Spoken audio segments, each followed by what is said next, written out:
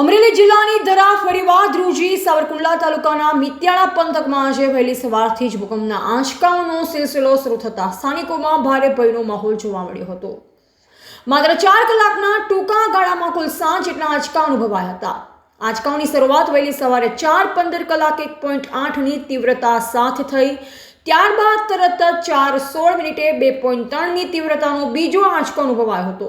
હજુ લોકો કંઈ સમજે તે પહેલા 4:24 કલાકે 1.0ની અને 4:57 કલાકે 1.4ની તીવ્રતાના આંચકા નોંધાયા હતા. જે બાદ 7 વાગે 2.2 અને 7:15 3.58ની તીવ્રતાનો સૌથી મોટો આંચકો અનુભવાયો. અંતે સવારે 7:51 કલાકે 1.5ની તીવ્રતા સાથે આ શ્રેણી વિરામ પામી. આ ભૂકંપની અસર માત્ર મિત્યાળા પૂરતી સીમિત ન રહેતા આસપાસના ભાડ, નાનુડી, ધજડી, સાકરપરા, વાંકિયા, ખાંભા અને ઇંગોરાળા જેવા ગામોમાં પણ જોવા મળી. આટલા ટૂંકા ગાળામાં આટલી મોટી સંખ્યામાં આંચકા આવતા લોકોમાં ફફડાટ ફેલાયો છે. આ ભૂકંપનું કેન્દ્ર બિંદુ અમરેલીથી અંદાજે 43 કિલોમીટર દૂર નોંધાયું છે.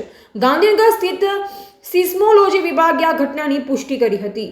રિપોર્ટર બિપિન રાઠોડ, ચલાલા, અમરેલી.